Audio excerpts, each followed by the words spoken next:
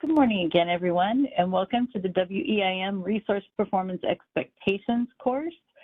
Very glad to have you here. I'm Heidi Carter. I'm one of the lead customer education trainers here at the ISO. And with me, as always, is my partner in crime, Radha Madrigal, who is being the producer for us today and will be monitoring the chat, providing links as we go through, and working behind the scenes to get answers to questions that we maybe are not able to answer in class directly. So thanks for being here, Radha, and thanks to all of you for being here for our last class of the series. So why are we here? Again, this is the fourth in a series to prepare our resource owner operators to effectively manage their resources to maintain market efficiency and grid reliability. We understand that there are a lot of new folks that are in the industry that are running new kinds of technologies, new kinds of resources, and these courses were intended to kind of level set for getting ready for summer, for stress conditions, trying to make sure that everybody's on the same page so that people can act, behave correctly to maintain that safety and reliability of the grid. So this does require a partnership, so I really appreciate those of you who've been paying attention, who are listening, and who are learning alongside with others to make sure that we achieve this goal. So today's class is, you might be wondering, what will I be learning? We're going to just talk very briefly, where do you fit within the ISO footprint, which we've been doing for each one of the classes. Today we'll be talking about assistance energy transfer, AET. What is it? How much does it cost? And then what are the demand response models in WEIM? There have been a lot of discussions about these topics, so I'll be giving a high-level overview of these different concepts, but then there'll be plenty of opportunity for you to ask questions and speak with some of our subject matter experts. So housekeeping, for those of you who've been with us in a lot of our classes, you're used to this. Again, we ask that you keep yourself muted. I think you're all muted when you come into the meeting. We ask that you keep yourself muted during the meeting just to minimize background noise. But if you have a question, please feel free to put it in the chat or raise your hand, and then you can speak up verbally. We'll take you off of mute and hear from you at that point. So what's next? This training is being recorded. I've already hit the record just like the other sessions. Recordings and presentations are posted on the ISO Learning Center within 3 business days. And Radha's going to put in a chat the link to the Learning Center where you can find all of the presentations that we've done in this series so far. They're listed under new modules on the right-hand side of the Learning Center, along with the presentations. And this one will be up. We try to get it within the same day, like to give ourselves a couple of days just in case of technology glitches. Questions that are gathered during this course are going to be collected, turned into a comprehensive Q&A guide after the conclusion of this course. So I'll be working on that in the next couple of weeks. So this includes all the questions that maybe we need to give you follow-up answers on, but also all the questions that were asked in the class will be incorporated into this guide that will be used as a comprehensive Q&A guide. When that's available, we will be sure to send out notifications to let you know that this tool is available. And as we said before, this series is kicking off the customer education effort to create a resource owner operator training track. So stay tuned. This is the very first, this series is kind of the very first in moving the ball forward. This is going to be a lengthy process. So I just want to make sure we're level setting. But we do realize that, this was a kind of a gap that we had in our training. We're looking to fill that. So as we move forward, we'll be turning out, guides here and there, and really be looking at starting to work with different folks within the industry to determine, what the scale of this process is going to look like, what this training track is going to look like, and how we can continue to grow it. So again, stay tuned. This is going to be, like I said, a lengthy process that we're looking to build over the next couple of years. So we appreciate your patience, but we appreciate you, you know, keeping involved with us so we can help move this ball forward. All right, foundational information. How do you fit into the overall picture? You've seen this slide before. If you've been attending the other classes, just to always level set, you know, the ISO, we're maintaining the reliability of the grid, managing flow of energy, overseeing the transmission planning process, operating the wholesale market. We're a registered NERC entity. We're registered as several things, including a balancing authority area, or balancing authority, as a transmission operator, as an RC, as a market operator, and we're also a WEIM participant. Sometimes that gets a little bit lost in the overall picture, that when we talk about you know, participating in the WEIM, the ISO is a participant as well. So even though we've got a little bit of a different role in some of the oversight, a lot of the things that apply to the WEIM entities apply to us as well.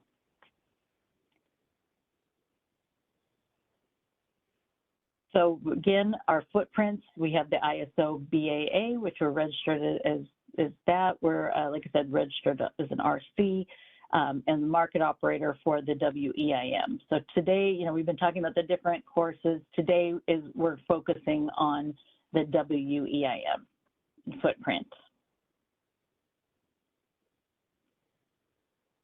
So resource sufficiency evaluation, that's what we're going to really be focusing on today, because mentioned before about the AET, that's a feeds right into this. So we're just going to kind of do a little level setting to talk about the resource sufficiency evaluation. I know that there are a lot of conversations going on it, especially with the resource sufficiency evaluation enhancements.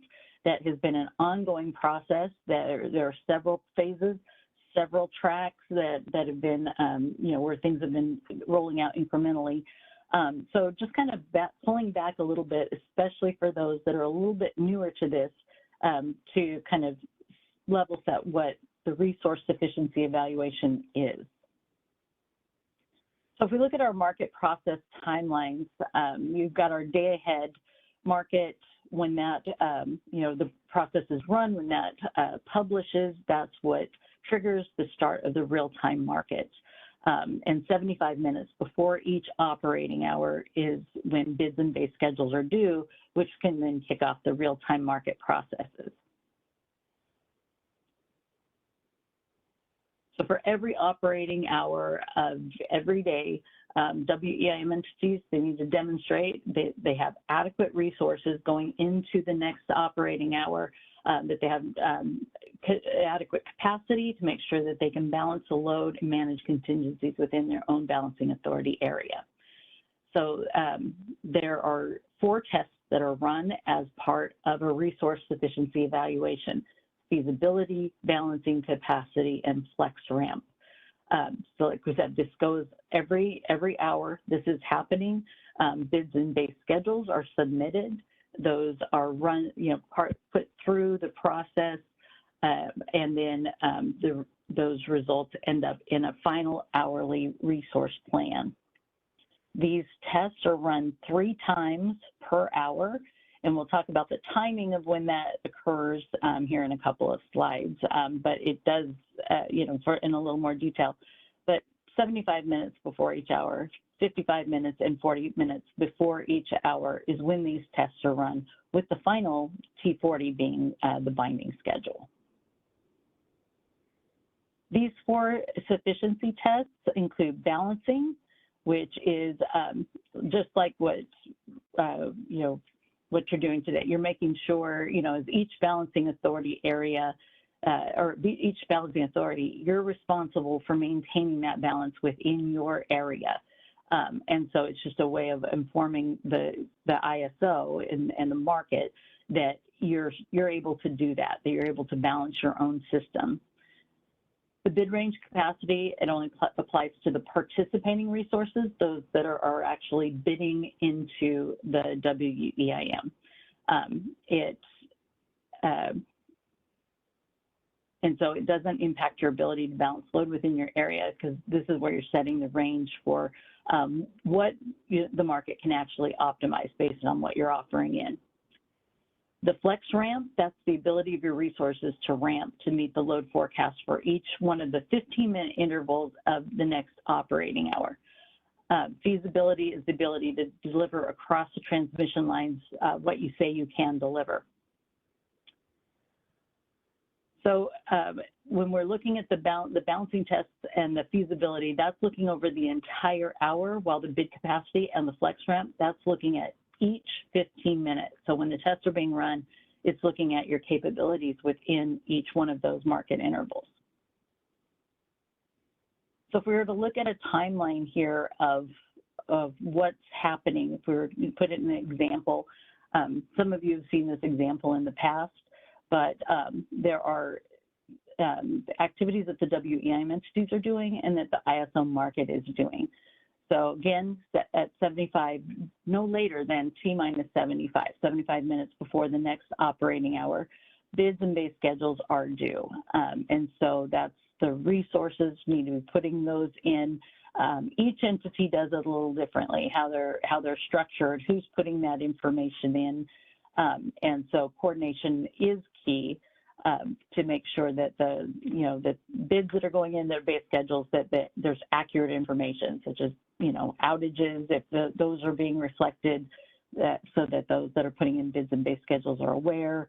That kind of information needs to be shared. So the WEIM entity would put that information in, and then they would be putting this in. Like if we use this as an example, for hour ending 4, you'd look at 75 minutes before that hour. So if you look back from 3 o'clock, that's kind of giving you an idea of what that time would look like. So by 1:45 for hour ending 4, those bids and base schedules need to be submitted. Within approximately 3 minutes, the results of all the base schedule tests will be published. So those 4 tests, those are run at that moment, and then the results are published so that the entity can see, did you pass in these 4 different areas? There is a forecast change that happens, but the forecast does not change for this purpose after T-minus 55. So by T-minus 55, or in this example, by 2:05, that would be our RTBS, or real-time base schedule test 2 would be happening. So any kind of changes that you're making based on the forecast changes would need to be updated before T-minus 55 submitted, so that the market can run that optimization of the test, the feasibility test, and then they would publish those results in within about 3 minutes of that timing. Now, if there are any adjustments that need to be made, anything that didn't get passed, that's when usually the operations staff kind of steps in and they update any base schedules that might be needed to be changed. You make any kind of other adjustments that need to be made. It might be load biasing, might be manual dispatches, different, whatever the case may be. That's when the troubleshooting really begins to be able to pass these tests by T-minus 40, because that's the point, again, when it becomes financially binding. So also when we want when the ISO has the deadline for putting in any E-tags. And then again, after those adjustments are made by T-minus 40, the final market results come out as far as pass or fail, and that is the start of the 15-minute market. So that's when the actual market optimization happens. So all these tests are just making sure you're coming in whole. Nothing is being dispatched as a part of this. It's really just, again, making sure that you're coming in not you know, leaning on your neighbors, if you will. Because as we've mentioned in all these classes, everything is very connected. And so you want to make sure that, you know, that everybody's coming in whole, able to manage any kind of issues, any kind of contingencies within their area. And, you know, using the WEIM in this larger pool as a benefit as opposed to, you know, causing each other liabilities. So at 37.5 minutes before the start of the hour, that's when the 15-minute mark scheduled awards start getting published. So that's when your advisories for startup, shutdown, for transitions, that's when they start to get published.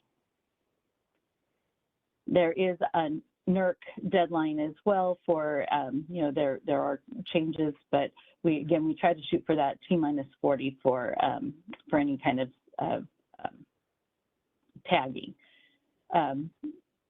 Oops, sorry, let me go back here. And that's when the 15-minute intervals start to happen. The 15-minute awards start being produced in operations. They call it RTPD. So if you're someone that's dealing with the RTMO, the ISO's real-time market operator, and you hear RTPD, that's what you're looking at. It's giving you market results for 7 intervals into the future, as well as your half, your hour ahead scheduling process awards. And you'll get those for each 15-minute interval out. From an economic standpoint, that's usually when you're going to hear it referred to as the FMM or 15-minute market. So those are interchangeable, but RTPD is usually what's used by the operators. So when we talk about the operators and looking at that troubleshooting that needs to happen, this is one of the screens that the WEIM entities, the real-time operators, will see in real time.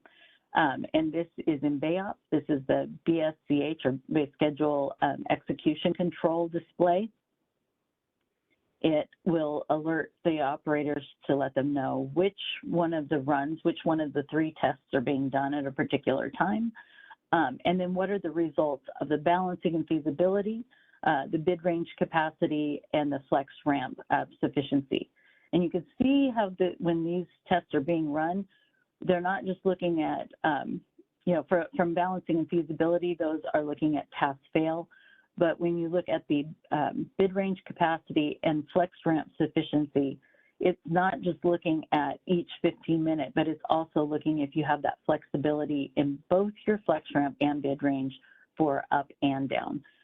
So in order to not have the settlement implications or potential settlement implications, you want to make sure that you're passing each one of these.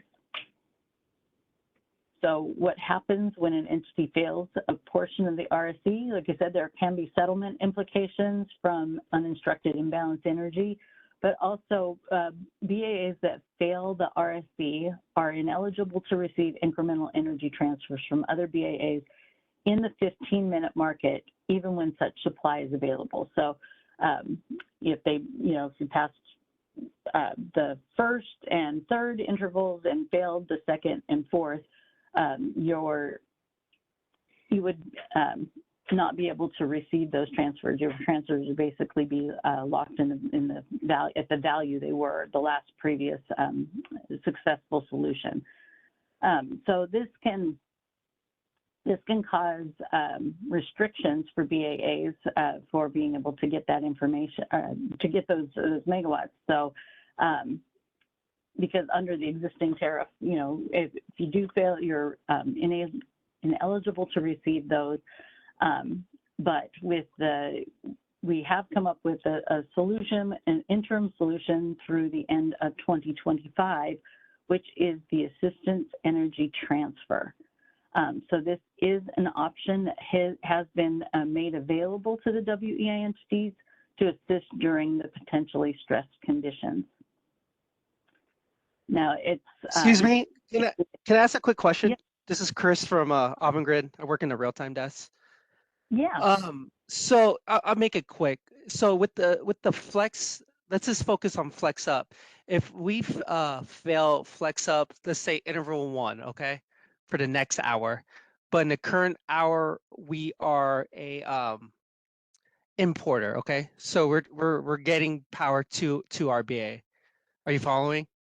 So Mm-hmm. so say we're importer for the hour that we pass, and then for the next hour we failed the first interval or flex up.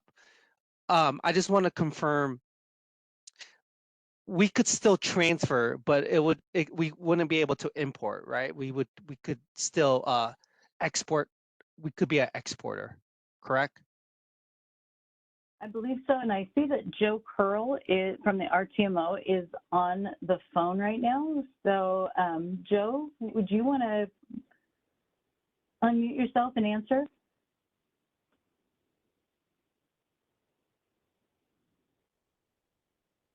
Sorry, Hattie, I wasn't. I was doing something else. Listening in the background. Hey Joe. What was the question? Hey Joe, this is Brian Stockdale. I got this. Hey Okay. Heidi, you can if you fail flex up or flex down, you can still import and export. You just will be locked to your advisory values from the previous interval. Okay, so back to that question. So if I was an importer and then I flex up for the next interval, could I still be an importer, or would I have to be an exporter to transfer? You could still be an importer, yes. I could still be an importer. Okay. So, okay. All right. I You would might just be follow. you would just be limited to the advisory values, yes. Okay. Okay. All right. Thank you. So this is Cody Smith, RC West. So my understanding, just for clarity, if you were importing 200 megawatts at your prior advisory interval before you failed, that would be the most you could import until you passed again. Is that correct, Brian? That is correct, yes. And this is Heather from HISA's legal team. I just want to note we just put out some BPM kind of clarifications on that successful schedule, and so check the PRRs for that as that gets finalized. Again, it's just a clarification for what we're doing. But if the question was how do we measure that successful run, it's by the prior interval without a power balance constraint violation. Thank you for both of those clarifications. Thank you. Awesome. Thank you very much. Yes, and thank you, Heather. I wasn't aware of that PRR, so we'll get that link and make sure that we add that in the email that we send out as a reference for anybody who wants to keep following along with that. So thank you, and thanks, Brian, for that answer. Appreciate it.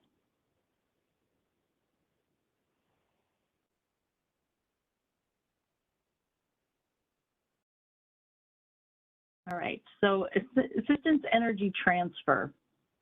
This is one of the options that the ISO has come up with in response to a lot of the discussions that we have around the RSC, and we'll continue to work on improving and evolving the design. But we did come up with this to increase reliability. That's really what this comes down to at the end of the day. So what is assistance energy transfer? It is an ISO market product. It enables BAAs with short supply to access the WEIM's efficient dispatch while still providing incentives for BAAs to participate in the WEIM with sufficient resources to meet their load. So let's unpack this a little bit. This is an opportunity for you to, we just went through the steps where, let's say that you didn't pass one of those market intervals. By signing up for assistance energy transfer, it allows BAAs that maybe don't have enough to supply to pass that particular interval. It gives them an opportunity to benefit from other entities that do have that supply. Will be able to use that, and then the other entities who will supply that extra power to cover for the shortage will be incentivized for providing that. but there is a cost associated with it. So this provides reliability benefits to the balancing authority areas that are deficient in capacity or flexibility, and they leverage the ISO's real-time market optimization of the diverse supply that is available by the different balancing authority areas.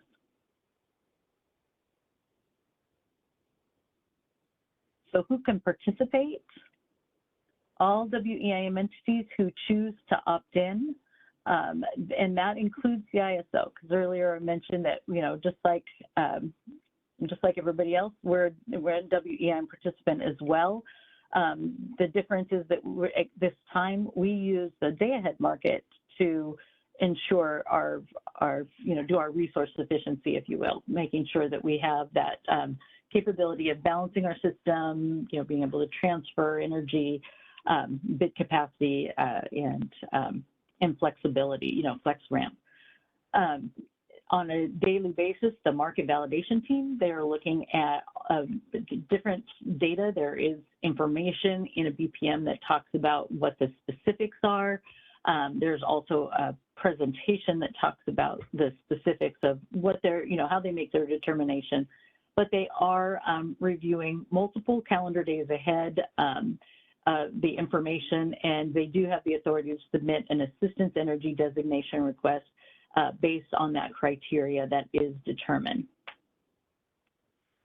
It gives, we do have, from an ISO standpoint, BA standpoint, we have the opt-in or opt-out criteria for assistance energy, but it's not an obligation. It's, to submit this. It's, and it doesn't take away any of the authority that our operators have to still be maintaining the system securely and reliably. Each WEIM entity determines their criteria for their participation. So that's, each entity's got to look at that. Like I said, our operators' judgment, their ability to take into account strategic reserves that might mitigate the need for opting in, they still have that that final say. So what does it cost? Now, this is a good thing to help reliability, but it, with the intention of the resource efficiency evaluation is to make sure that everybody's coming in whole and balanced. And so in order to, that's still the behavior that we want to make sure that we incentivize, and so there is a cost that's associated. Any BAAs that opt in to receive AETs, they will be subject, if they fail and it's called upon, they will be subject to the WEIM assistance energy transfer surcharge if they fail the RSE. The ex post surcharge starts at 1,000 megawatts, $1,000 per megawatt, and the surcharge will be in addition to the applicable LMP cleared in the market for assistance energy transfers. So there will be the LMP cost, and that $1,000 per megawatt, or whatever that price ends up being, that is going to be in addition, over and above the LMP price. So there is a pretty hefty fee for this, but again, this isn't. This is really for making sure that maybe you're in stress conditions and you really need that flexibility. This kind of a hedge to make sure that you have that that room, and you're not not held back to a previous solution that's going to cause you some issues.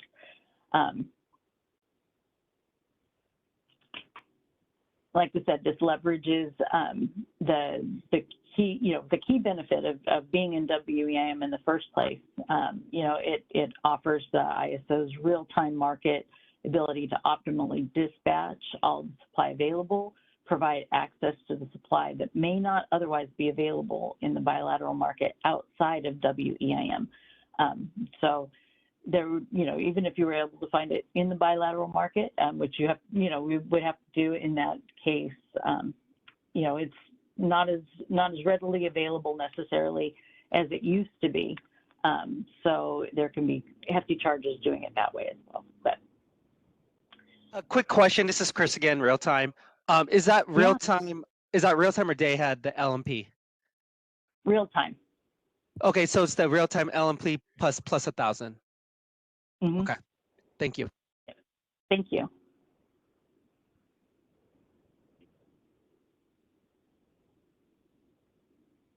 Heidi, this So is what Rob Monga. Yeah. It's Mud. Is there time for a quick question? Sure. Yeah, I was going to ask you, thank you first, by the way, for the great summer series training presentations. On this slide, is this extra charge incremental to the advisory transfer, or is the entire transfer will be subject to this additional charges or whatnot? Because as you know, if an entity did not participate in AET, they would be locked at the advisory, right? Now, in this case, we are letting the whole thing, be free. Does this extra charge get applied to just the incremental import, or is it applied to the entire megawatt? So that's one question. Second is, you may cover this in the future slides. Currently, the process is the entities submit a city ticket, I think 5 days in advance to participate in AET. I've heard that ISO may be trying to reduce or shorten that time period. Is there any update, or are there any changes coming to that process? Would be great if you can provide some feedback on that. Thank you. Okay. So I will be talking about the 5 days. I'm not sure if I'm not sure about if there's been any movement. I know Heather Curley is on the call. She might be able to let us know if there have been any changes to the timing. So when we get to that in a couple of slides, then we'll see if there's been movement on that. As far as your other question, if it applies incrementally, I don't know if I have a subject matter expert on the phone that. Hey, Heidi, Mark's here. Oh, perfect, Mark. Thank you. Hey, good morning, everyone. Hope everyone's doing well. So yeah, it is the incremental megawatts above what that locked value would have been is what is settled at the additional surcharge. Okay, thank you for the confirmation, Mark. Appreciate it. Perfect. Thank you very much, Mark. Appreciate that. And actually, that leads right into the next one. What is the process to opt in? And we'll get to your question here in a minute, Saurabh.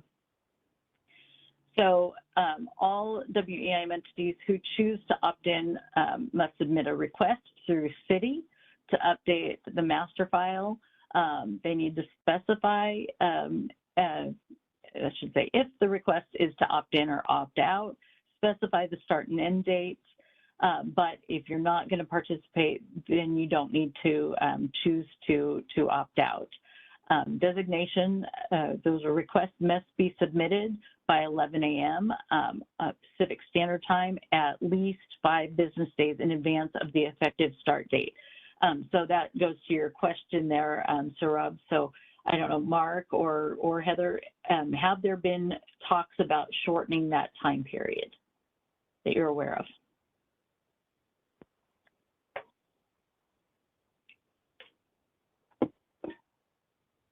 Heidi, this is Rada. Just so you know, Heather had to pop off the call and she'll be back around 10 a.m. So we could probably hold this. If Mark doesn't or other people don't know, we could probably hold this for a little moment. Yeah. So yeah, and I'll hold. I don't want to speak for Heather. She's been involved in a lot of those conversations. I do know, working with Michael Martin and a few others, we are talking about potentially shortening the window in which an entity can request to opt in. The BPM does detail the associated timelines. There is an emergency opt-in, and I'm searching the BPM now, and I'll chime back in once I find it. But there is conversations, because we have, obviously, with the past winter storm, if you guys recall all the associated messages that it was actually me sending those out. seeing if there's anybody that needed to opt in. We were able to accommodate. While we don't want that to be our normal process, you know, one day turnaround obviously could lead to some issues. So we are working on making it much quicker. You know, I think long term the goal would be to actually have it in BayOp at some point, but that's more long term, where an entity could just check a box and they're opted in by a certain timeline. But let me see if I can find the associated emergency opt-in practice in the BPM. Perfect. Thank you very much, Mark. And thanks for that question, Saurabh. Thank you both. Appreciate it. Bye-bye. All right, so a little bit more about the process to opt in. Elections to opt in must be submitted through the master to the master file through the city application, the Customer Inquiry Dispute and Information application. You can access that through the WEIM portal, and so that there is a link that Rod is going to put into the portal. If you're already in WEIM, you have access to this. If you are in WEIM and you do not have access to it yet, there is the link there. You would want to check with your UAA, your User Access Administrator, and they will be able to provision access. You'll be able to sign up for, you know, be able to opt in to this process, but also there's a lot of other information that is very valuable that you can find besides getting to the applications, finding information about meetings, job aids, training resources, etc. Mark, I see your hand up. So before I get any further, I'm guessing you have found a little information for us? Yeah, I did. Thank you, Heidi. So in the EIM BPM page 56, there is an emergency opt-in section. Depending on the associated date and whether or not it is a holiday weekend, the quickest turnaround is 2 days for an advance notice. So 2 days, like for example, today being Wednesday, you guys would be able to opt in for Friday if we were notified before 11 a.m. Today. So there's some stipulations in there, but I would point everyone to page 56 of the EIM BPM. Thank you. Perfect. Thanks very much, Mark.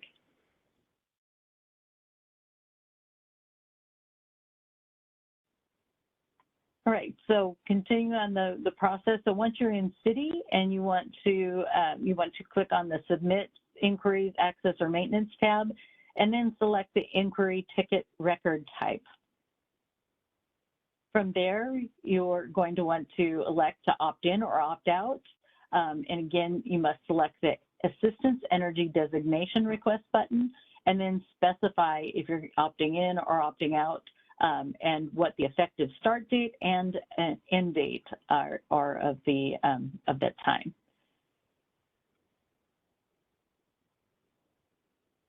If you, like I mentioned before, if you are not choosing to opt into the service, then the automatic default in City or I should say in master file is to opt out. So everybody's set to the opt out until they make this designation of wanting to opt in, and you would only choose when you wanted to, to remove yourself from being opted in. So we just had a good conversation, and thank you, Mark, for getting that information. But here's an example of the 5 business day requirement and just some timing of, if it's a regular week, how long that would take. So, there's some examples there, and when we post this, you can kind of get an idea. But like Mark said, page 56 of the WEIM BPM will give you that some good information about timing. So where can you see if a WEIM entity is on AET? Well, if the ISO does go onto AET, we are going to send out a notification via the market notification system. You'll be able to see that in OASIS as well. There's provide a link to where you'll be able to find that information. It's under the Atlas reference, messages, system operation messages. So that's where you could see that from the ISO standpoint. For the real-time market operators, EIM entities, they're going to be able to see that in BAOP, and that's on the RTV dispatch control display.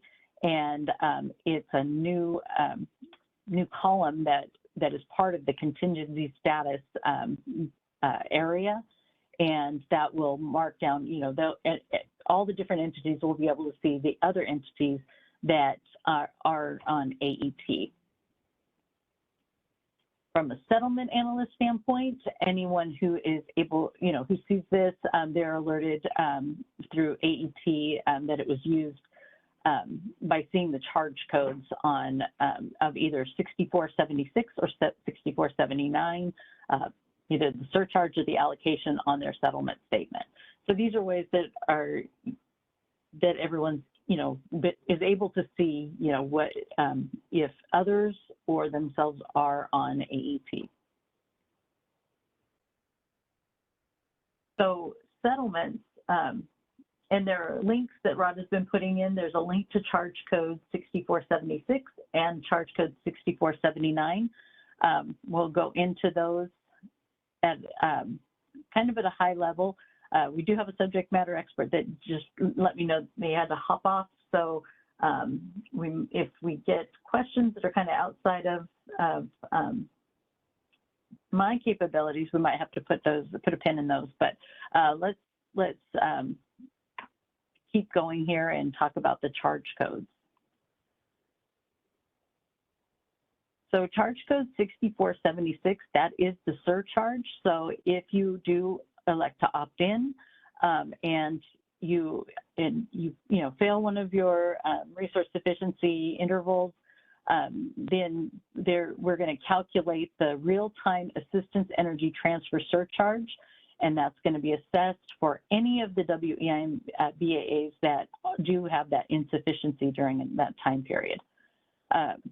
We will receive data for the last binding RTBS, the real-time base schedule run, for hour ending T-40, so 40 minutes before that start of that operating hour. So we'll have all that data, corrected data that will be fed into that charge code, into the formula for that charge code. Settlements will consume on an hourly basis the real-time market bid cap, either $1,000 per megawatt hour or $2,000 from the market. Oops, I'm sorry. So those are for anyone who had the insufficiency. From an allocation standpoint, we have charge code 6497, and that's where we allocate the assistance energy transfer revenue between the WEIM BAs that provided that extra supply. So if you do, you may not see charge code 6476 on your settlement statement, but if you were someone that had extra energy that you could provide to supply for someone else that had opted in, you will see a portion of that money, of that revenue. So the sum of the AET surcharge revenue is collected from all insufficient WEIM BAs allocated to the other sufficient WEIM BAs that have passed both RSE capacity tests, so the bid range capacity test and the flex ramping test. And the pro rata, it's pro rata to their net exports beyond base transfer. Then sub-allocate surcharge revenues by ISO to the SCs, providing incremental net real-time imbalance energy.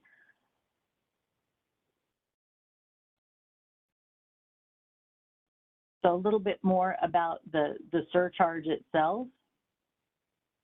For those, for the California ISO BAA opting in, our settlement shall sub-allocate the charge AET surcharge cost for the ISO BAAs to SCs. We just mentioned pro rata to their measured demand in relationship to the ISO BAA measured demand. For the WEIM entities, BAAs that are opting in, settlement should allocate the charges to the entity SC entity SC can sub-allocate at their discretion. And then the WEIM BAA, for those that opt out, those charge codes will not be applied since their real-time assistance energy transfer is going to be set to 0.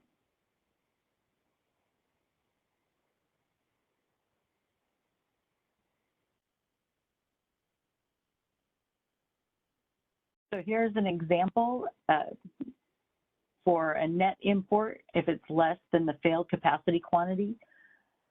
So the BAA1, they opted in for the AET. They failed their RSC capacity up or flex ramp up. And if that's, so in this case, they failed their quantity of 100 megawatts. Their net import then was 80 megawatts they were limited to, and for reg up they needed that extra 20 megawatts. If the net import, any incremental transfer energy from the base schedule is less than the RSC failed quantity, the surcharge quantity is the difference between the net imports and applicable credit. And so that's the ABC reg up a minus no pay for that for CISO. For example 2, there's a net import is less than the failed capacity quantity. So again, the entity opted into AET, failed their RSC test, the RSC capacity up or flex ramp up, and if the net import is greater than the failed capacity quantity, the surcharge quantity is capped at the failed quantity.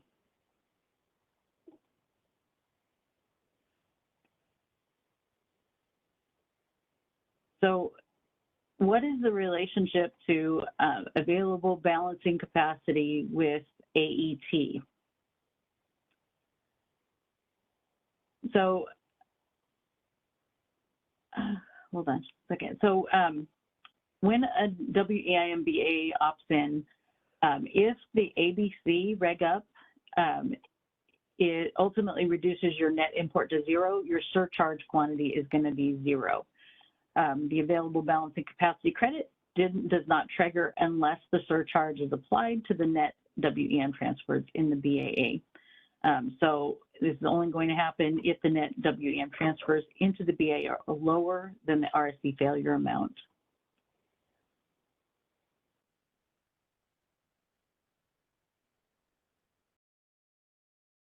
If your net imports are less than your failed capacity, surcharge is going to be the difference between your net imports and ABC reg up, so that's capped at 0. So if your net imports are higher than your failed capacity quantity, your surcharge is capped at the failed capacity quantity, and your ABC reg up for the WN entities or reg up for the ISOBA does not count toward the assistance energy transfer quantity that is subject to a surcharge.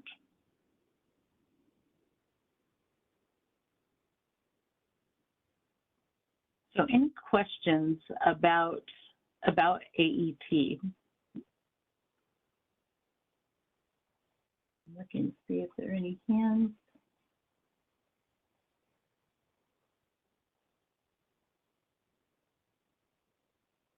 All right, not seeing any. I don't see any hands raised, but there have been a number of questions in the chat about AET. I don't know if you want to take those now or if you want to take a break now and then reconvene with those questions. Oh, that's a good idea. Yes, it's time for a break. Let's go ahead and take a 10-minute break, and I'll scroll through these questions right now. We'll come back and finish up with questions and a little learning activity about this topic. So yeah, have a nice break. We'll talk to you in 10 minutes.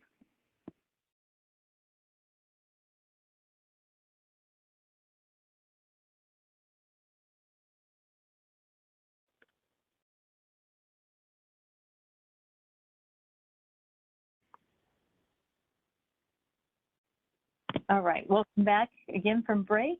We'll continue. I've been looking at some of the questions here in the chat. So one of the questions that we received was from Calvin, and so I'm trying to scroll through the chat here. So Calvin asked about does the $1,000 megawatt per hour plus real-time LMP get paid to the entity providing the assistance? So I put a chat a response in there. The allocation is the sum of the real-time assistance energy transfer surcharge revenue that are collected from all insufficient WEIM BAAs to all other sufficient WEIM BAAs that have passed both the RSC capacity test and flex ramping test prorated to their net exports beyond base transfer. Meaning the WEIM BAAs that provide the surplus capacity and did pass their tests will receive a portion of the surcharge revenue from those that opt into receiving the assistance. I do see that James Lynn, I think you're back, James. I don't know if you want to add any more context to that, or did we? I think James and I might just be back. Heidi, will you give us just a brief, maybe 1 or 2 sentences for what you may need context on? Oh, sure. Yeah, we had a question in the chat, and it was asking about, you know, let's see, I keep scrolling and keep missing Calvin's response. So it was from a chat question. Does the $1,000 megawatt per hour plus real-time LMP get paid to the entity providing the assistance? So put into a response in the chat talking about how it is allocated to those, you know, whatever money is brought in from anybody who was short of their energy that needed to use the assistance. We would get the money from them from the surcharge, and then that money would be allocated back out to those entities that passed their resource efficiency evaluations. So I put in a response in the chat, so I didn't know if there's any more specific, you know, we provide surplus capacity. Yeah, so sure, I don't know if there's... I'll just say that is covered in section 29 of the tariff, that the general response given is absolutely correct. It's the balancing authorities that pass the RSE and that are exporting receive a portion of the revenue collected from those who paid the surcharge. But the details are in 29.11 subsection R. For exactly how that's calculated for anyone who needs the exact calculations. But I think we covered the concept well here. Perfect. Thank you very much. And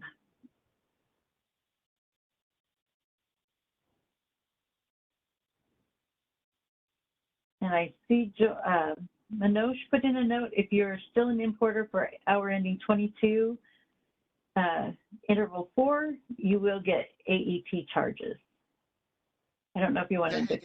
Yeah, that's correct. Yeah, because that interval they fail, right? Because they are still getting an assistance. They will get charged for that 30 megawatt. Okay, perfect. Oh, is that you're responding to Chris's note there? Yes, Heidi, yes. Okay, sorry about that. Thank you. Thank you. I was able to get clarification. So, yep, I appreciate it. Thanks. Thank you very much. So just for anybody else that was maybe, so Chris put in a question about it failing the flex up and gave a time frame.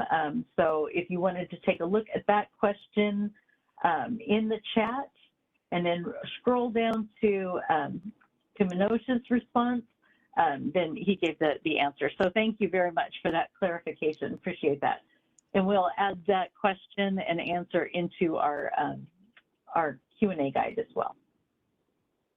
And Heidi, Rada let me know that there was a question for me about whether the ISO was considering shortening our timing from 5 days in advance to submit a request to participate in assistance energy transfers. And the answer to that is, the ISO does have the BPMs provide an emergency opt-in process for all participants, and that does include the ISO. We do try to rely on more of an advanced process than that emergency process, but that emergency process is available to us.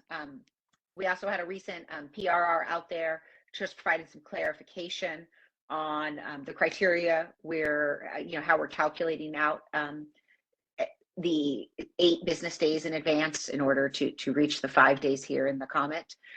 So you can check that BPM with a bit more detail. But again, the emergency PRR request is available to all, and including the ISO. And I'll just answer the question that just came in from Calvin. Heidi, I apologize, I can't see chat prior to when I joined. But the entities who opt into AET only pay if they receive transfers. It's an ex post settlement calculation based on whether the transfers were received. The calculation for whether those transfers were received is also set forth in section 2911. Subsection R.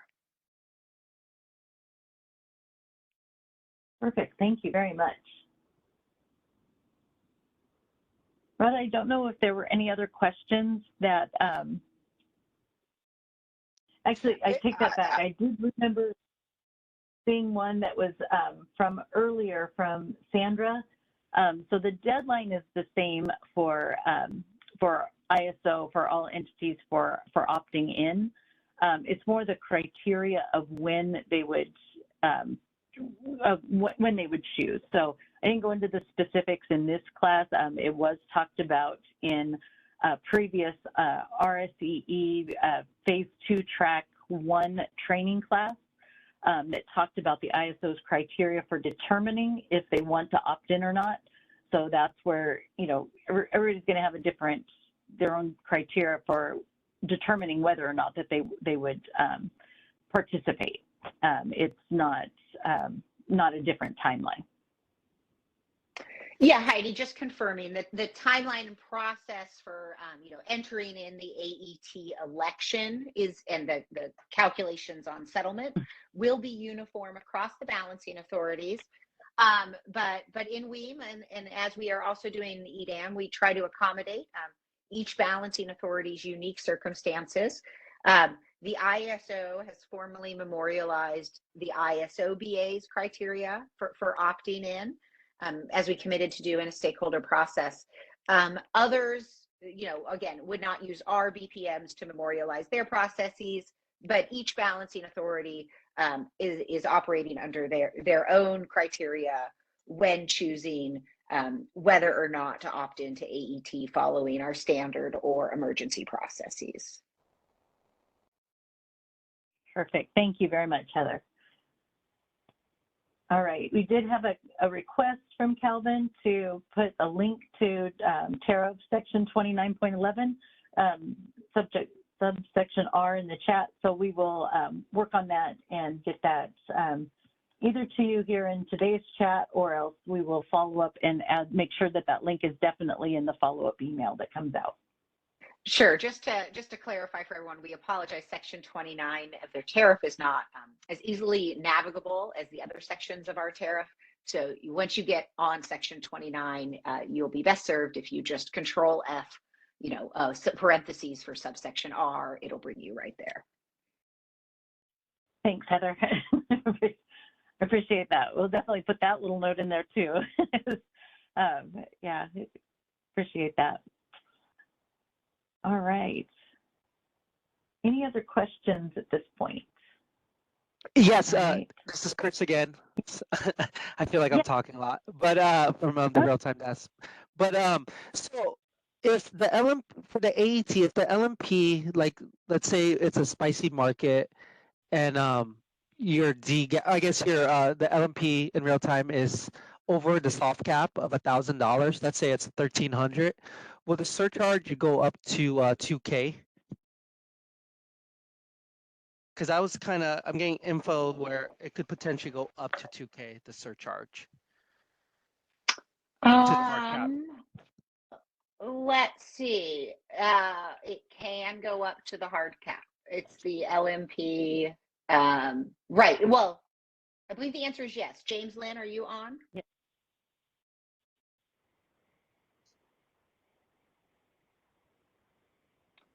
Why don't we do that as a follow-up to confirm that the answer Okay. is yes? No worries.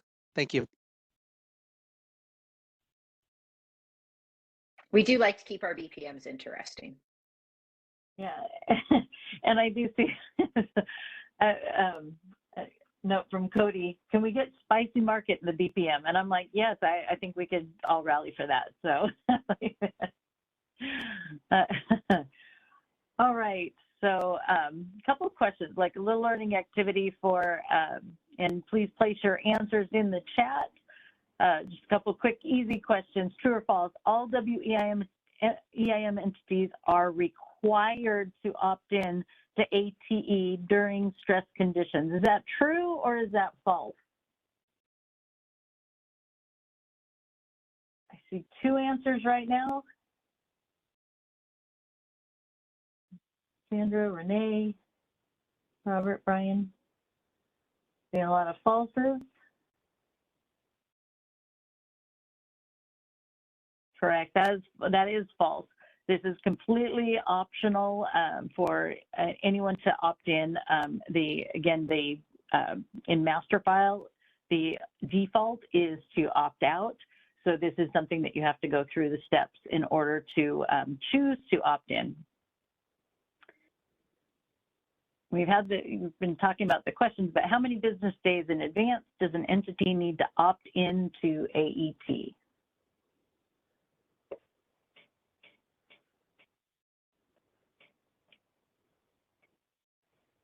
All right, so 2 to 5, exactly. So depends, now we've had the discussion, it's 5 business days as the norm, but there is a provision in there that under emergency situations, that 2 days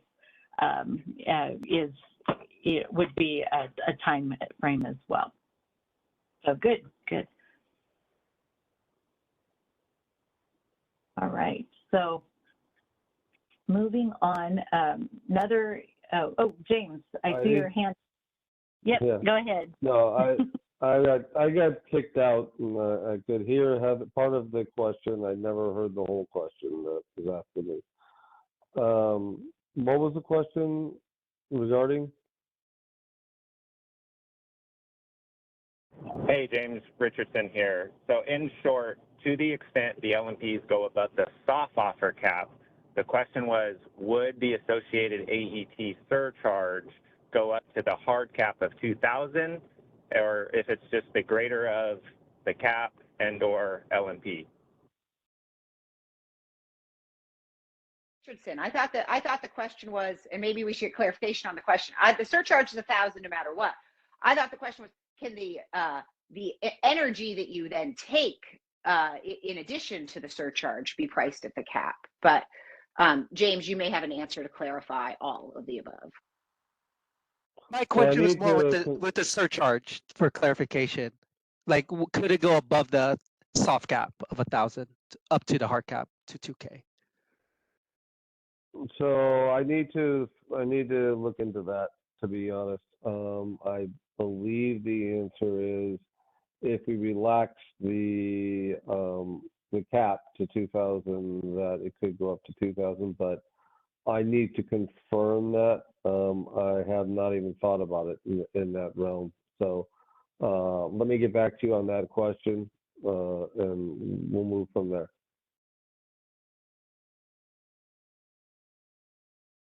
Thanks, James.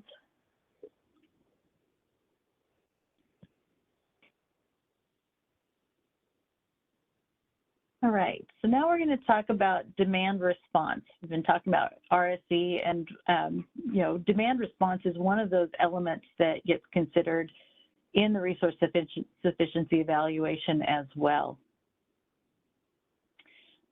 There is a really good video. I'm going to go over this in high level, but there is a video where Amber Motley is speaking, as well as Ansel. I'm sorry, I'm blanking on Ansel's last name right now.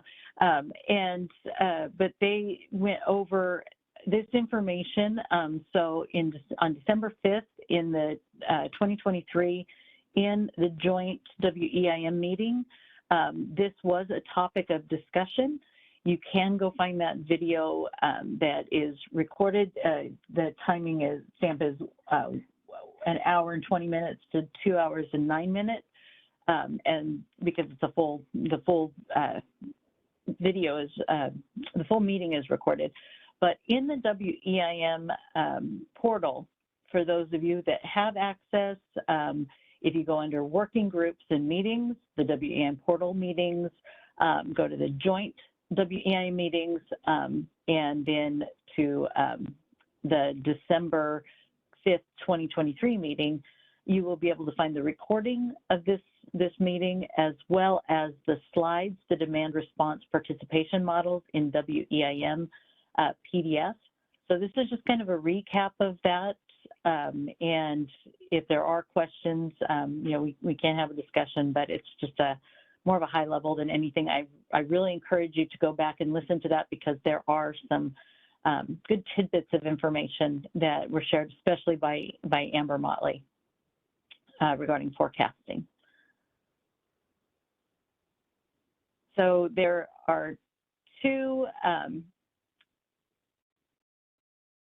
demand response participation models in WEIM. There's load forecast adjustment, as well as supply side DR. So the load forecast adjustment that's currently used by the WEIM entities for their demand response, we can reduce or increase the capacity needed by the WEIM entities to support load, as well as to pass the RSE, since this is a consideration of these tests. These plans are submitted to the short-term forecasting team, which is led by Amber Motley, so they can determine how to integrate and schedule that into the WEIM.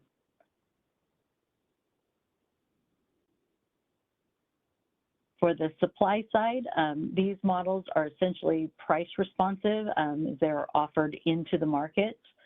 The RDRR, the Reliability Demand Response Resource, and Proxy Demand Response, they have a lot of similarities, but the DER aggregation, that's a newer aggregation model. It may be used better for virtual power plants and aggregated distributed energy resources. The NGR, or non-generating resource, that's used primarily for storage resources. So again, these are market integrated. Demand response offers are considered in the real-time market. How they're different, the load forecast adjustment, that has full control of dispatch and scheduling by the WEIM entity, and it is not directly price responsive in the WEIM market. Whereas the supply side DR, the dispatch is determined by real-time market prices and conditions, and it is based on a bid, therefore it is price responsive.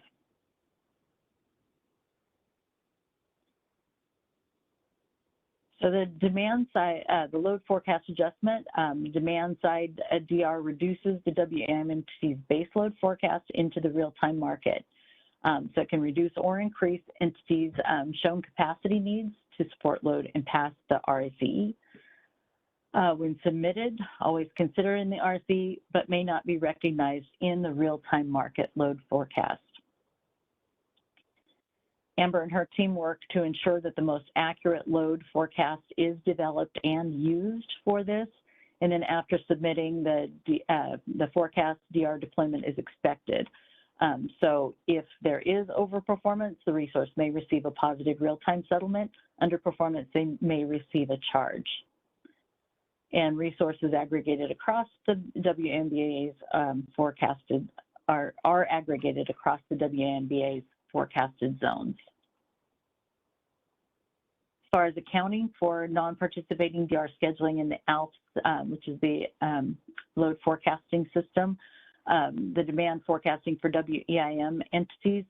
The short-term forecasting group does have this chart that shows what the WEIM entity responsibilities are versus the short-term forecasting group. So this will be available in your packet when you are in this presentation. They also cover it in that presentation as far as the different steps in the flow from the WEIM entity communicating, either during business hours or off hours, who to contact if it is off hours versus during business hours, and what the short-term forecasting group does when they receive the email, and then they determine if the schedule is 5% or greater. They do evaluations. If it's not greater, if it is greater, what are the steps that they take? And then it's got the communications in here. So that's a time frame that is good to check out, so you get an idea of when, what the flow of communication, what the flow of activities are. Demand side DR reduces the WEIM entity's baseload forecast into the real-time market. So the ultimate goal is to ensure that the load forecast is accounting for demand response and that we have the most accurate load forecast going into the real-time market system. So there's input into ALFs. If it's greater than 5%, it's counted in the RSE and it's counted in the real-time market. If it's less than the 5%, it's determined by the ISO short-term forecasting team, counted in RSE and counted in the real-time market. And it's not input into ALFs if it's less than 5%. It's counted in RSE when the WEIM entity chooses to submit via BAOP, but that's not counted in the real-time market.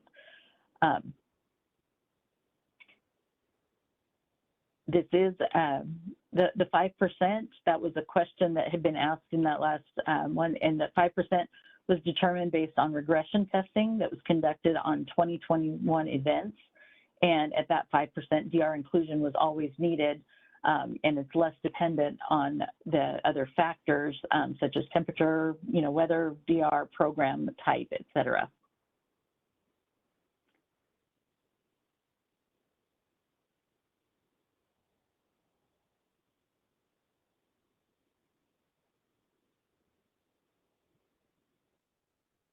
So that was the load forecast, but from a supply side DR, it reduces the WEIM entity's base load forecast in the real-time market. The proxy demand response, the PDR, enables third parties to demand response to bid demand response into the ISO market.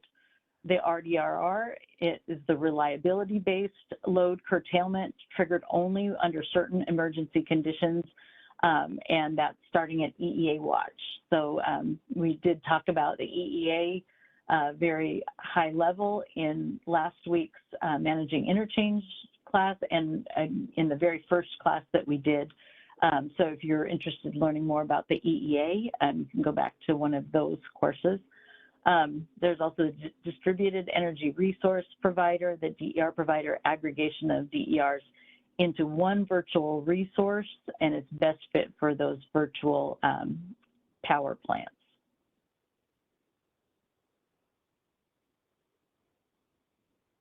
So this is just a checklist that was that they provided for the process.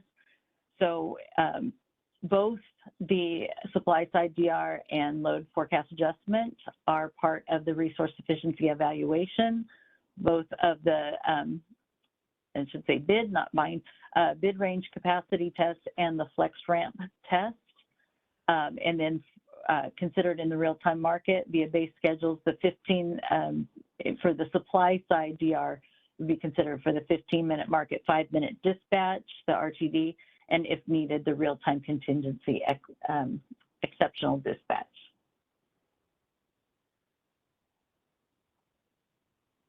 All right, so I see a question in here. Do PDRs still use a calculated profile? Oops, sorry, that just popped up. Profile shape to answer the from what level they are being measured against to determine how much load was reduced. I don't know if I have a subject matter expert on the call that could answer that question. I don't know if.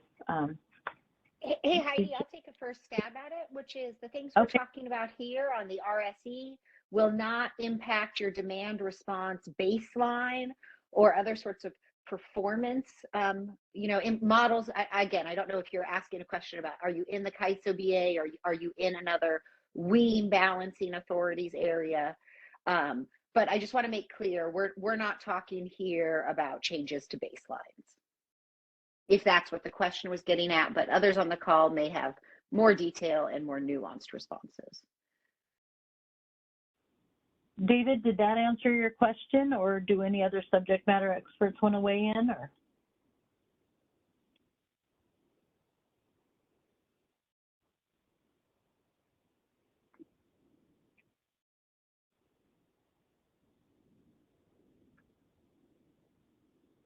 So David responded, so it is possible for the actual load of the PDR in real time to be different from what the baseline is. Is that correct?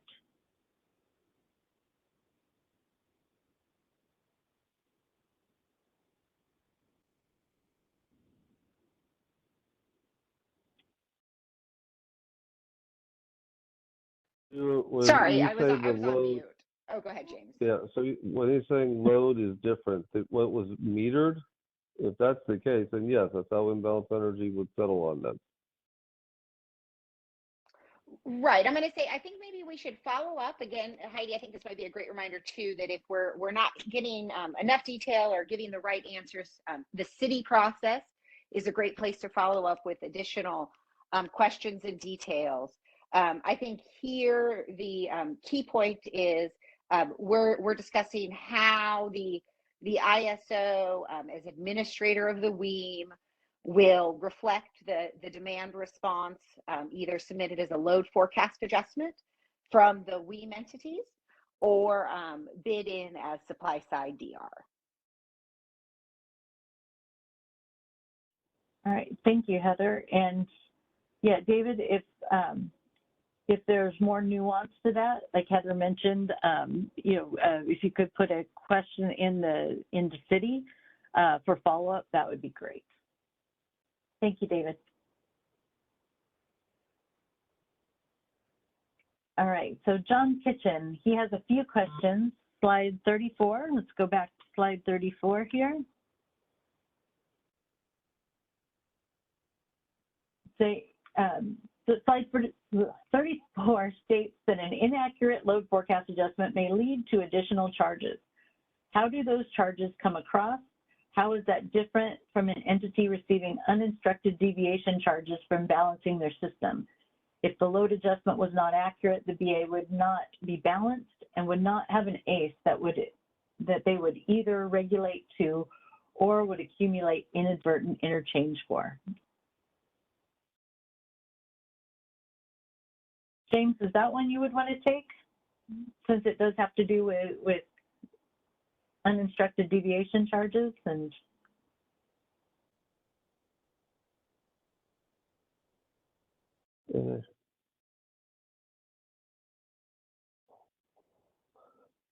so being in slide 34 where it states that the chat comment about the load forecast adjustment. yes. Yeah, so what's going to happen, and it's not necessarily uninstructed deviation, is if you do a load forecast adjustment, you are informing the market whether or not how much generation you need to have to support that. And so if you increase if you adjust the forecast up, the market's going to dispatch more resources or commit more resources in real time. But if you adjust it down, you're going to do less. Now, if that adjustment doesn't materialize and the forecast is truly correct, react, well, then you're going to have resources respond in real time. Those could be through manual dispatch, it could be through regulation, or if that adjustment is zeroed out between FMM and RTD, then the RTD market will be dispatched around it. So it all depends upon how the load forecast adjustment is applied, which market's applied to, and whether or not it's reflected in the market, or we have to, respond to how much of that load forecast adjustment materialized in real time. Does that make sense? Yeah, this is John Kitchen. So yeah, yes and no. I guess what I'm getting at is if we submit, like, say we have a DR event and I tell KISO we're going to have 100 megawatts, for example, and you make the load forecast adjustment for 100 megawatts, and only 50 megawatts of that shows up. At the end of the day, from a balancing authority perspective, where that leaves us is with an ACE of negative 50.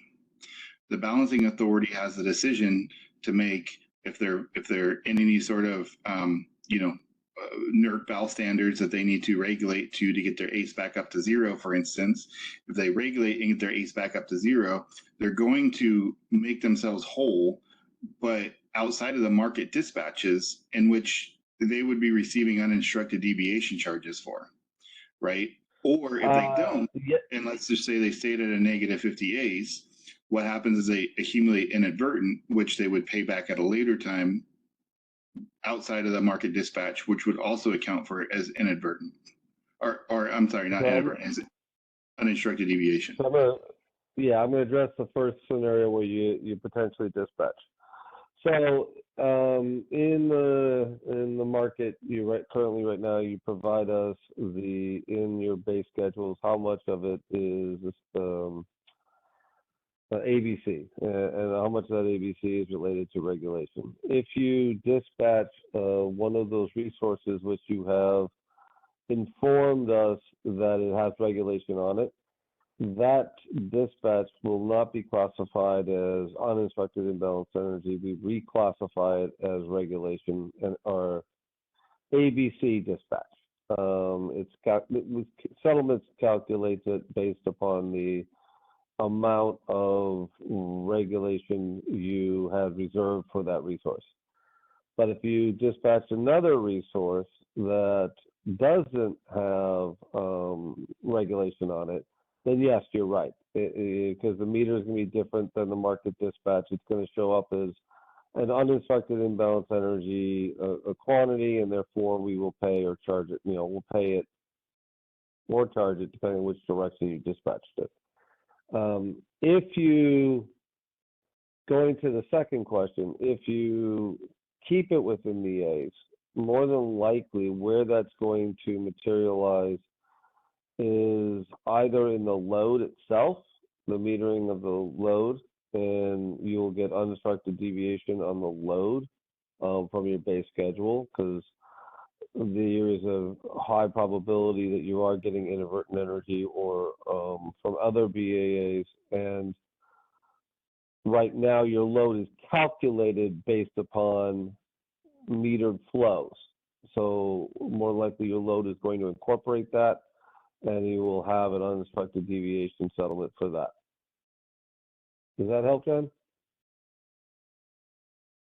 Yeah, I think so. I was just kind of curious to better understand that charge, and also just thinking, just another thought too, is if we had the room for regulation to account for that discrepancy, is that factored into whether or not we receive a charge? To me, it throws up a flag that it just says we may receive a charge. Like, that's very vague, and I don't understand it. Under what conditions would we receive a charge, right? Sure. This is Heather, and let me jump in here. The reason it's vague on the slide is we wanted to provide all entities notice that, of course, there are settlement consequences when, for example, your demand response doesn't show up. What those are for your entity, in which situation, depending on how you use resources or respond to that deficiency, will vary substantially. And I think that's what you and James were just getting into.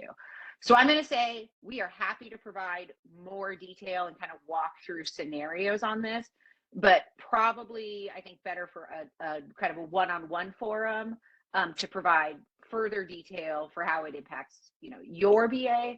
The reason it's vague here was again to capture the broad ways this can manifest, and to focus that our discussion here is really just isolated on the RSE impacts, but that did not mean there were not other consequences, including settlement. Okay, yeah, no, I appreciate that. We're just, you know, PG is trying to work on building a VPP and stuff, and so we're just trying to understand everything, figure out the impacts, and figure out the best ways to take care of stuff. So, anyways, thanks. No, that sounds great, and thank you. And so just reach out to your customer rep. We will get a meeting schedule and walk you through all the options.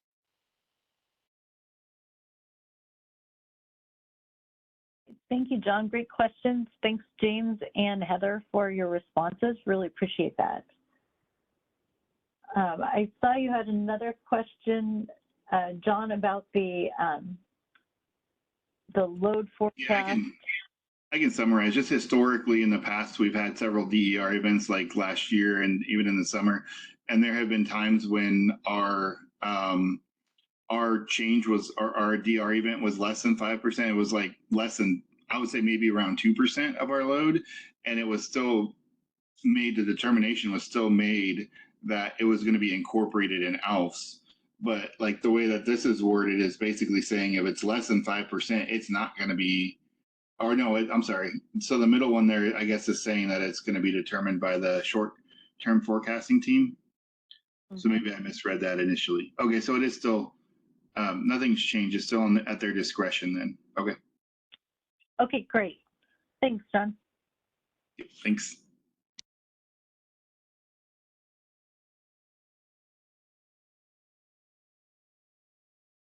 All right, let's move forward here.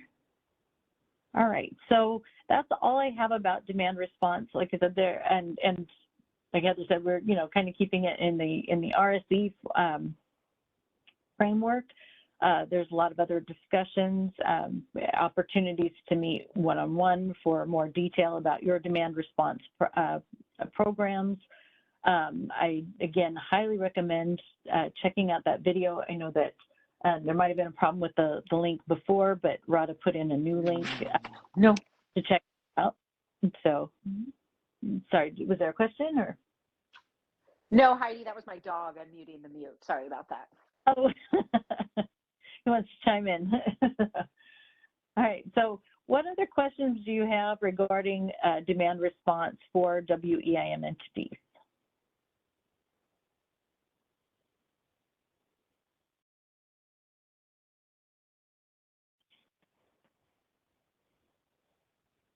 All right.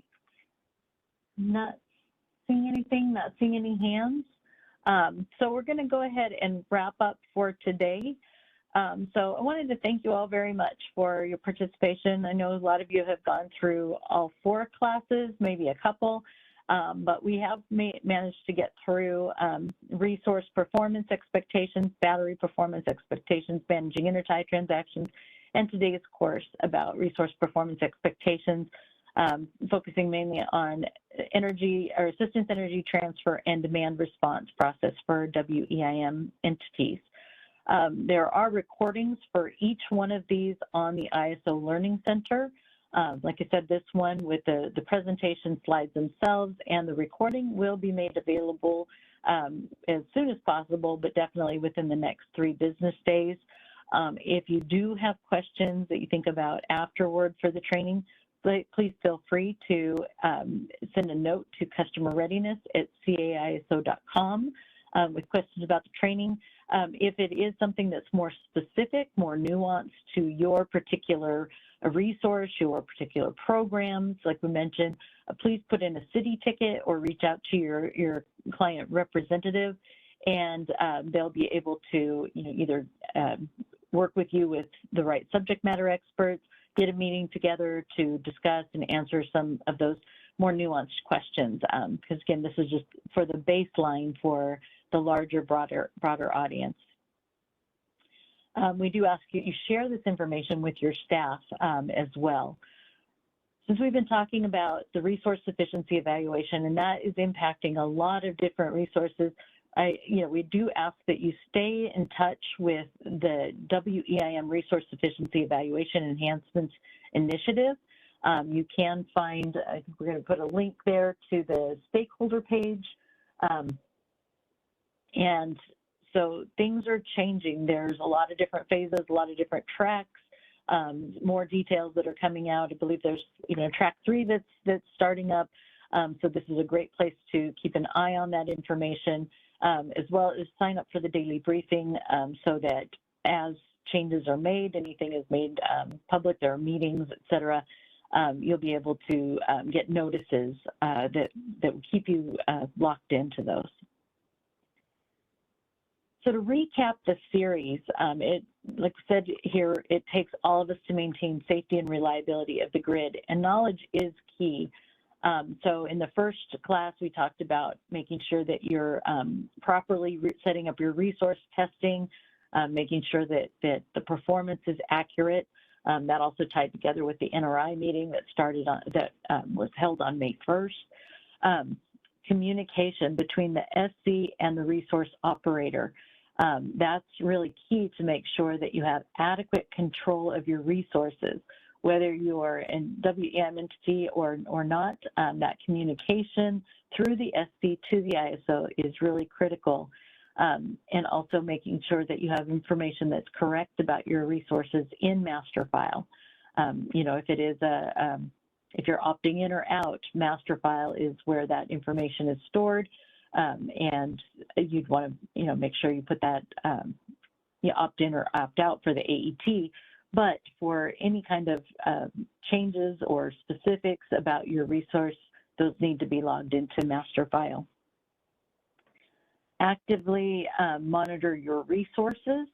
That you can't emphasize that enough.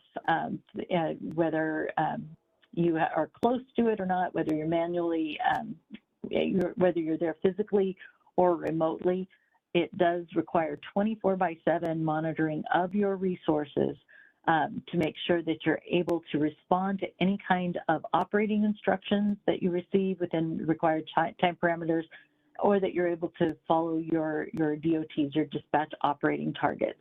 I skipped one, the detailing the outage cards, making sure that any physical limitations that you have on any of your resources are recorded so that the market can make the best decisions, make the best optimization for resources, and especially with stressed conditions, making sure that that information is accurate is key. Be ready to respond to emergency notifications. Again, that's that monitoring, that actively paying attention, and knowing the EEA levels as well. So what are those notifications? Are you signed up to get the alerts if there are emergencies, so that you do know how to react, so that you do know how, your DR may need to be called on. So that's something to make sure that you're aware of as well, and training your staff, if you are a trainer, that you're training your staff on these topics. On the first class, we talked about reporting suspicious activity. Again, you might see something in your system that looks a little iffy, but you're not sure. Go ahead and fill out one of those DOE reports, and that way it can be looked at to see if it is a larger threat to grid reliability that might need maybe police intervention, federal, safety, but they're connecting the dots up there. So something to think about. Managing your interchange and e-tagging, considering priorities. That's another thing to really kind of lean into, to learn. It's also part of the RSC process. Connecting with that RSCE to find out what those changes are, what the specifics are, is going to help you with making sure that you're tagging properly, and that you're identifying your transfers with the correct priority level. Considering assistance energy transfer to add protection, even though there is a cost, considering the trade-off. What is your criteria for determining if you're going to go on AET or not? Planning that early enough so that you have time to put in a request is very important. And then utilizing demand response. Again, we ask that you share this information with your colleague, the whole series. We will, like I said, be following up with Q&As. So I thank all of you that put in questions and provided answers, especially to our subject matter experts. Thank you all very much for your input. And we will be capturing all of that. Again, in the next couple of weeks, we will be putting out a Q&A guide that captures all of them from the entire process. We'll categorize those so that you will have a little handy guide to go back to. This will be a living document. So as we continue, if we get follow-up questions, we can continue to build on that as well. Again, thank you very much. Yes. Oh, yes, sorry, I have to head out. I know it's about to end, but it is the Algomin and Learning Center, because I know there's like the surcharge question. Will that be provided? Because you mentioned that Q&A. Is that located in the Learning Center? Yep, we'll put it on the ISO Learning Center, and when it's available, I'll be sure to put out a message. So that if you're not signed up for the daily briefing, want to make sure that you sign up, because once I get that ready and it's published on the ISO Learning Center, I'll put out a notice. Okay, perfect. And then I missed the last week training on the intertie and like the whaling and the export. Is that on the Learning Center, or is it just separated video? Are they all separated presentations? Just so they're all on the Learning Center under new modules, so they each should be there. Okay. Slides as well as the recording of the class. Perfect. Okay. Well, appreciate everything. Thank you. Bye bye. Thanks. Chris, before you go. Yeah. Chris. So I'm this here. is James. I did look it up. If the $2,000 hard cap is being enforced, the AET penalty will go up to $2,000. It's actually in the tariff. I found it. Perfect. That's good to know. That's what I thought. Okay. Thank you. Thank you. Appreciate everything. All right. Bye-bye. Bye. So thank you all again very much. I really appreciate you. And I was just kind of looking again to see if there are any other questions or chats before we close out. If not, we have a survey that we're going to be sending out, and so we definitely ask for you to fill out those surveys and let us know what is important to you, because like I said, this information is going to be built into a resource owner operator training track. So if there are things that we did not cover that you think are important, whether it be foundational information, more nuanced, deeper level, we'll continue to build on that. But we want to hear from you on how we can improve, how we can make sure that we're hitting the mark, because at the end of the day, making sure that we have smart decisions being made, that we have a safe, reliable grid, that we have a market that's optimizing efficiently and effectively are really important, and really that we're keeping our customers safe, keeping the lights on. So you're all part of that, and we appreciate your time. If you're more of an experienced person, please share this information with someone who's new, bring them up to speed, because the more we know this, the more we can make sure that we're doing all, making this goal of keeping everything safe and running reliably.